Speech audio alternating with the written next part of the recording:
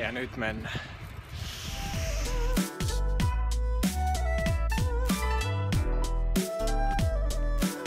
Mä oon ehkä tietyllä tavalla sosiaalisen median addikti. Mut tavallaan. Mä oon, jos omia taustoja miettii, mä oon toiminut sosiaalisen median konsulttina. Ja sitä kohti mä nyt heijastan tavallaan tätä omaa näkemystäni. Mä tykkään sosiaalisesta mediasta. Mun mielestä se on jotenkin hirvittävän hieno väline siihen, että sä voit verkostoitua, sä voit luoda semmosia ihmissuhteita ja niin sanottuja naamatuttuja, mitä sä et tavallaan vanhan maailman malliin, mihin sulle ei ollut kykyä, ellet sä kyennyt luomaan itsestäsi jotain niin kuin pressinäkyvyyden omaavaa henkilöä tai niin kuin jotenkin. Jos susta kirjoitettiin lehdissä, niin sä olit jotain. Tai sä kykenit luomaan semmoisen yhteisön sun ympärille tai ihmisiä, jotka ainakin välillisesti tietää sut.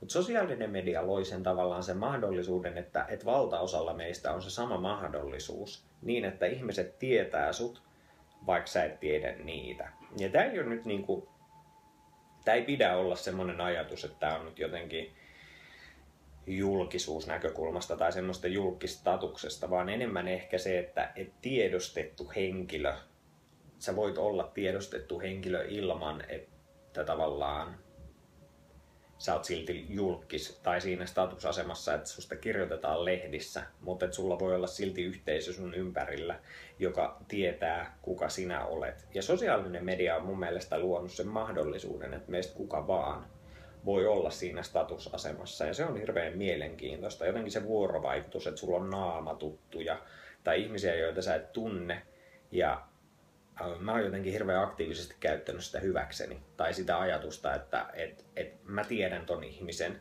se tietää mut, lähdetään lounaalle, jutellaan, verkostoidutaan, whatever.